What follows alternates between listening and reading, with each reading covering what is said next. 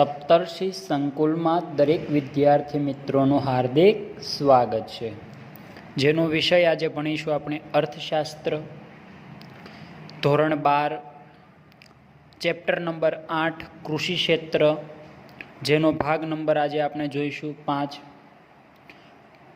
પ્રશ્ન 5મો જે આગળના લેક્ચરમાં આપણે એટલે કે ભાગ 4માં જોયા, જેના અધૂરા રહી ગયેલા જે જવાબો છે તેનો આપણે આજે આ પ્રશ્નમાં અભ્યાસ કરીશું. તો ખેત ઉત્પાદકતા વધારવાના ઉપાયો સમજાવો. જેમાં આપણે ઉપરનો પોઈન્ટ જે સંસ્થાકીય સુધારા હતા એ જોયો છે, એટલે એમાં આપણે હવે જે 2 પોઈન્ટ બાકી રહી ગયેલા છે એ જોવાના છે. તો એમાં બીજો છે ટેકનોલોજીકલ સુધારાઓ અને ત્રીજો છે અન્ય ઉપાયો. અને અન્ય ઉપાયો પછીનો પોઈન્ટ આપણો પ્રશ્ન છે છેલ્લો આ પાઠનો, કેમ કે અભ્યાસક્રમ મુજબ હરિયાળી ક્રાંતિ વિશે સમજાવો. હરિયાળી ક્રાંતિ વિશે સમજાવો. સંસ્થાકીય સુધારાઓની સરખામણીમાં ટેકનોલોજીના સુધારા વધુ સરળ અને ઝડપી લાભ આપનારા હોય છે. તેની ખેત વિકાસની વ્યૂહરચનામાં આ ફેરફારોને વધુ મહત્ત્વ પણ આપવામાં આવે છે. આ સુધારાઓ આપણે નીચે મુજબ જે આપણને પેટા મુદ્દાઓ આપ્યા છે ટેકનોલોજીકલના, એ આપણે અભ્યાસ કરીએ, જોઈએ. એમાં પહેલો મુદ્દો છે સુધારેલા બિયારણો. વૈજ્ઞાનિક સંશોધનો દ્વારા સુધારેલા બિયારણો, એને આપણે ગુજરાતીમાં અથવા ઇંગ્લિશમાં જે કહીએ તે હાઇબ્રિડ બિયારણો વિકસાવવામાં આવ્યા છે. આવા વૈજ્ઞાનિક પદ્ધતિથી તૈયાર થતા બિયારણો વધુ પેદાશ આપે છે, ઉત્પાદન આપે છે, જેમાં ઝડપી પાક તૈયાર કરી આપે છે અને રોગોની સામે સફળ સામનો પણ કરી શકે તે પ્રકારના હાઇબ્રિડ બિયારણો બનાવવામાં આવ્યા છે. આમ ભારતમાં અન્ન ઉત્પાદનમાં નોંધપાત્ર વૃદ્ધિ હાંસલ કરવામાં આવા બિયારણો મોટો ભાગ ભજવે છે. તેથી અન્ન ઉત્પાદનમાં થયેલ અસાધારણ વધારાને કૃષિ ક્રાંતિને સ્થાને બીજ ક્રાંતિ, કેવો શબ્દ, કૃષિ ક્રાંતિની જગ્યાએ બીજ ક્રાંતિના નામે ઓળખવામાં આવે છે. આમ રાષ્ટ્રીય કૃષિ સંશોધન સમિતિ, રાષ્ટ્રીય બીજ નિગમ અને કૃષિ વિશ્વવિદ્યાલયોમાં સુધારેલા બિયારણો વિકસાવવાને ઉચ્ચ અગ્રિમતા આપવામાં આવ્યું છે, જેથી સાચા અર્થમાં ખેત ઉત્પાદકતા ઊંચી લઈ જઈ શકાય છે. ઉગાડો એટલે કે તમે વાવો ઓછું અને લણી શકાય જાજુ, તેવું ઉત્પાદન આમાં થતું હોય છે. કેમ કે હાઇબ્રિડ બિયારણ છે એ તમારે બહુ વધારે એમાં મહેનત કરવી પડતી નથી, અને એમાં વૈજ્ઞાનિકોએ એવી વસ્તુ એમાં કંઈ શોધી કાઢી છે કે રોગોની સામે પણ સામનો કરી શકાય છે. હવે જોઈએ બીજો મુદ્દો, રાસાયણિક ખાતરનો વપરાશ. સુધારેલા બિયારણના ઉપયોગની સાથે રાસાયણિક ખાતરનો ઉપયોગ પણ ભારતમાં વધ્યો છે. જે તે પાકને પૂરતું પોષણ મળી રહે અને તેનો શક્ય તેટલો જ ઝડપી વિકાસ થાય એ હેતુથી વિવિધ પાક પર રાસાયણિક ખાતરોના કરેલ પ્રયોગોથી સિદ્ધ થયેલ રાસાયણિક ખાતરો પાકની ઊંચી ઉત્પાદકતા માટે ખૂબ જ ફાયદાકારક બની રહે છે. જે તે પાકને જરૂરી નાઇટ્રોજન, ફોસ્ફેટ, પોટાશ જેવા રાસાયણિક ખાતરનો ઉપયોગ કરવામાં આવે છે. આમ ભારતમાં રાસાયણિક ખાતરોના ઉત્પાદન માટે જાહેર ક્ષેત્ર દ્વારા પ્રયાસો કરવામાં આવે છે. આ ઉપરાંત મોટા પ્રમાણમાં જરૂરી આયાતો કરી ખેડૂતોને નીચા ભાવે, સબસિડી ભાવે ખાતર ઉપલબ્ધ કરાવવામાં આવે છે. એટલે સબસિડીની ભાવે વસ્તુ તમે ખરીદો એટલે તમને સસ્તી મળે, અને સસ્તી મળે અને ઉપરાંત તેનું બિયારણ કેવું, ઉત્પાદન કેવું થાય, વધારે થાય. તો એટલા માટે થઈને રાસાયણિક ખાતરનો પણ આજે માણસો છે એ ધીમે ધીમે ઉપયોગ કરતા થયા છે. આગળનો મુદ્દો જોઈએ તો ત્રીજો આપણને આપ્યું સિંચાઈની સગવડમાં વધારો કરવો. ભારતનું કૃષિ ક્ષેત્ર મોટા ભાગે આકાશી ખેતી કરે છે. કેવું? એટલે કે આપણે ઉપરવાળા ઉપર આધાર રાખીએ છીએ, ભગવાન પર, કુદરત પર. કેમ કે પાણી ન હોય ત્યારે આપણે ભગવાનને કહેતા હોય કે ભગવાન હવે તું કંઈક વરસાદ કરતો સારું, એટલા માટે કીધું છે કે આકાશી ખેતી કરે છે, એના પર આધાર રાખે છે. એટલે કે ભારતીય ખેતી મુખ્યત્વે વરસાદ પર નભે છે. વરસાદ આપણને ભગવાન જ આપી શકે છે. પરંતુ વરસાદ એ ખૂબ જ અનિશ્ચિતતા ધરાવે છે. જ્યારે જોઈએ ત્યારે પડતો નથી, જેની સીધી જ અસર ખેત ઉત્પાદન અને ખેત ઉત્પાદકતા ઉપર પડે છે. આમ ભારતમાં ખેતીનો મુખ્ય પ્રશ્ન સિંચાઈની સગવડો અપૂરતી છે.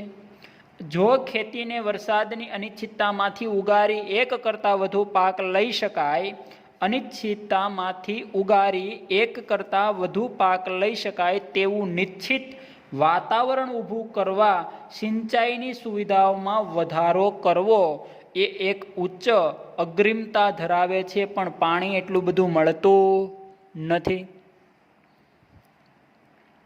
તેથી વિવિધ હેતુવાળી સિંચાઈ યોજનાઓ અંતર્ગત મધ્યમ અને નાની સિંચાઈ યોજનાઓ વિકસાવવાની બાબતોનો આયોજનમાં સ્વીકાર કરેલ છે.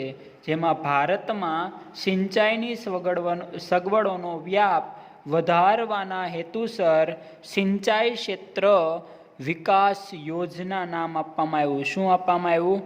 સિંચાઈ ક્ષેત્ર વિકાસ યોજના અને આંતર માળખાકીય વિકાસ ભંડોળની રચના કરવામાં આવી.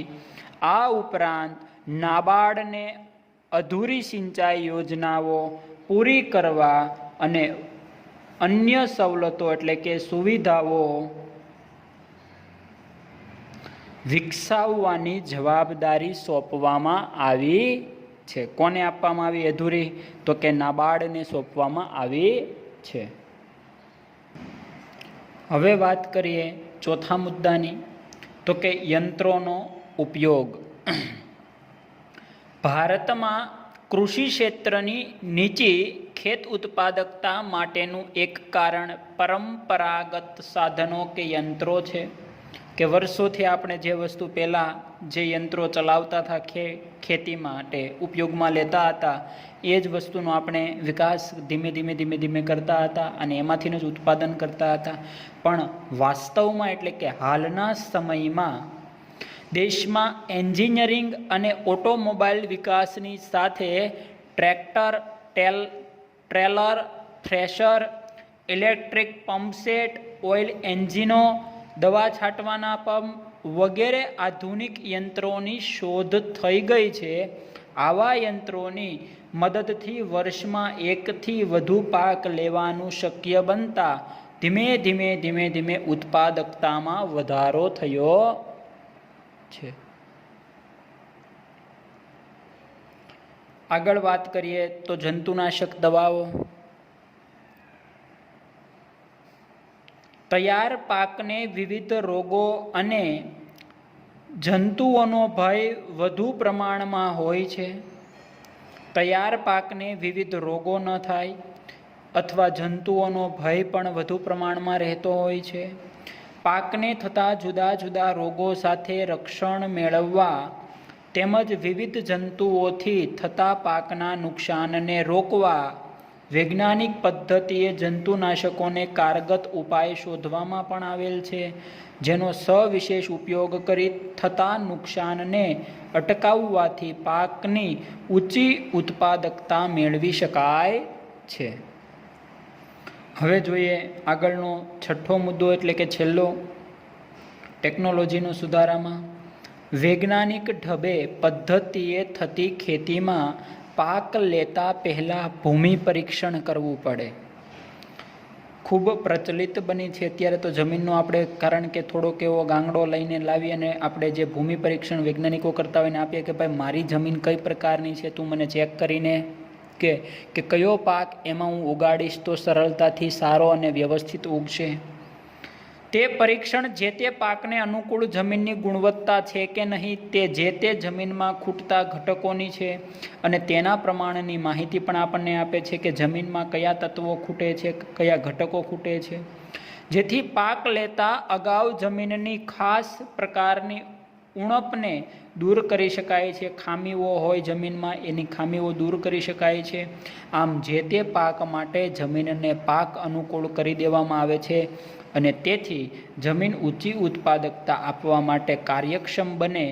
આ ઉપરાંત જે તે જમીન કયા પાકને અનુકૂળ છે તે આપણે જાણી શકીએ છીએ અને પહેલાં જમીનનું પરીક્ષણ કરાવીએ અને પરીક્ષણ થયા પછી એમાં પાક સારો લેવા માટે થઈને જે એને અનુકૂળ છે એ જ પાક ઉગાડીએ તો તેમાં ઉત્પાદનમાં શું થશે તો કે ધીમે ધીમે વધારો થશે. હવે ત્રીજું જે મેન લક્ષણ હતું આપણે પહેલાં જોયું તો કે સંસ્થાકીય સુધારાના આપણે મુદ્દા જોયા, પછી જોયું આપણે ટેકનોલોજીકલ સુધારાને હવે જોવાના છીએ આપણે ખેત ઉત્પાદકતા વધારવા માટેના. ત્રીજો મુદ્દો તો કે અન્ય ઉપાયો.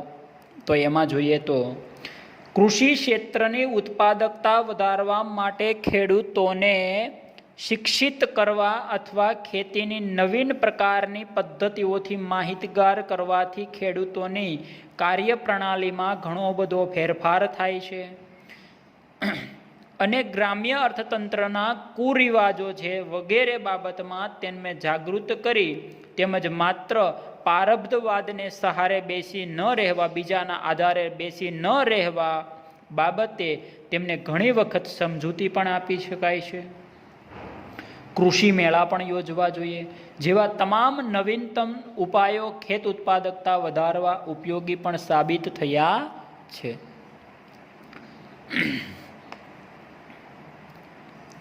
આગળ આ ઉપરાંત ખેડૂતોને ખેતી સંલગ્ન પ્રવૃત્તિ જેમ કે પશુપાલન, મરઘા બતકા ઉછેર, ફૂડ પ્રોસેસિંગના કાર્યો, જંગલ જેવા સંશોધનોના વ્યાપ ઉપયોગથી પણ ખેતી ક્ષેત્ર પરનું આજે ભારણ ધીમે ઘટવા લાગ્યું છે, જે ઉત્પાદકતા વધારવા ઉપયોગી બને છે. અહીં ખૂબ જ ઉપયોગી એવા નાના પાયાના ઉદ્યોગોનો પણ વ્યાપ જો ગ્રામ્ય અર્થતંત્ર સુધી ફેલાવવામાં આવે તો આવા ઉદ્યોગો સાથે ગ્રામ્ય અર્થતંત્રનો વિકાસ થશે, જે ખેતીને સહાયક બનતા વાસ્તવમાં ખેત ઉત્પાદકતા વધારવી શક્ય અને સરળ પણ બનશે. પણ ગ્રામ્ય અર્થતંત્રનો વિકાસ થશે તો, નકર ગ્રામ્ય વિસ્તારોમાં અમુક ગ્રામ્યમાં તો પાણી પણ મળતું નથી, તો એ બિચારા કઈ રીતના ઉત્પાદન કરે? તો એના માટે થઈને સરકારે ઘણા બધા પગલાઓ પણ લેવા જોઈએ. હવે જે આપણે આ 3 પ્રશ્નો હતા જે ખેત ઉત્પાદકતા વધારવાના એ પૂર્ણ કર્યા અને હવે જોવાના છે આપણે આધુનિક ખેતી અને એનો એક જ પ્રશ્ન આપણે જોવાનો છે હરિયાળી ક્રાંતિ, જે પરીક્ષામાં પૂછાઈ શકે તેવો અને અભ્યાસક્રમમાં પૂછાયેલ છે તે. ભારતની પરંપરાગત ખેતી જે સેન્દ્રિય ખાતર, બિયારણ, સાદા હળ, બળદ અને ખેતીના પ્રાથમિક સાધનોના ઉપયોગ દ્વારા કરવામાં આવી હતી. આ સાધનો ખૂબ ઓછી ઉત્પાદકતા પણ આપતા હતા પહેલાંના સમયમાં. તેથી તેઓના ઉપયોગ દ્વારા આખા દેશની ખેતીજન્ય જરૂરિયાતો સંતોષી શકાય તેમ ન હતી.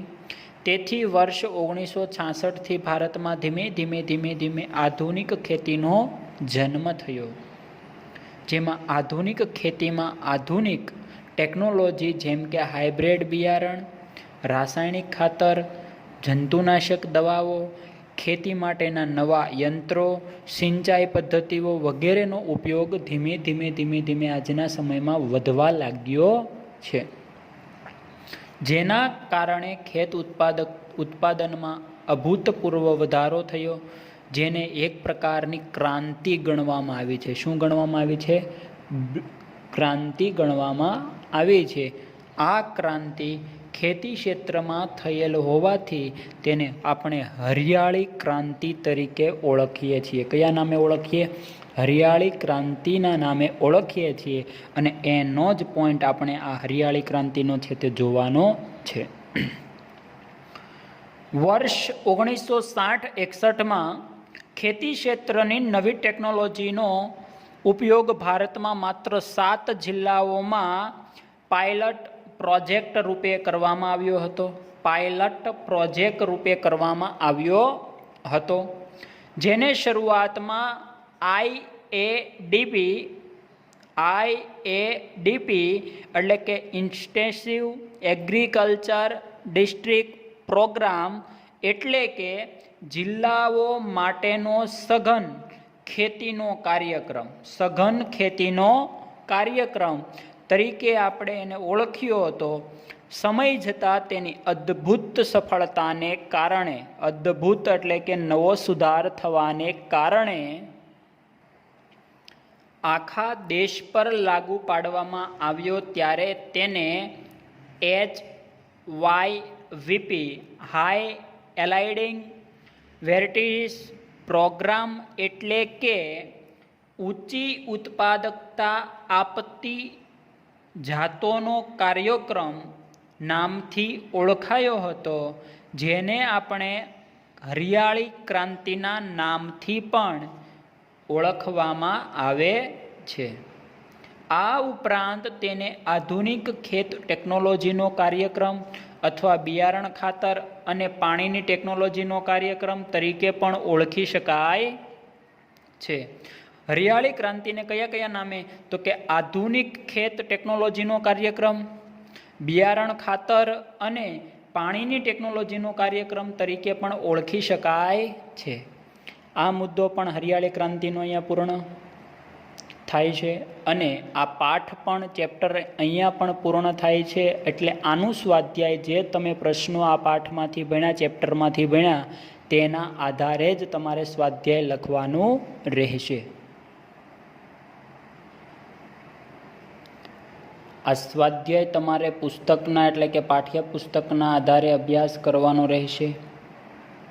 બરાબર. આ જે ઉપર ગયા MCQ છે. પછી પ્રશ્ન બીજો આપણને આપ્યો છે એક વાક્યમાં જે છે તે એના જવાબો તમે જે એનો બુક બનાવેલી છે એના આધારે તમારે લખવાના રહેશે. આ પ્રશ્ન ત્રીજો ટૂંકમાં જવાબ આપો તે એના પણ 5 મુદ્દા છે. એમાંથી જે આપણે પાઠ્યપુસ્તકના આધારે અભ્યાસ કર્યો છે, જે અભ્યાસક્રમ પૂછાય છે તેના આધારે લખવાના રહેશે. પ્રશ્ન ચોથો પણ જો મુદ્દાસર, એમાં પણ આપણે હરિયાળી ક્રાંતિ જોયો, પાકની ફેરબદલીવાળો જોયો. જે જોયા છે એ બધા જ આપણે અભ્યાસ કર્યા છે.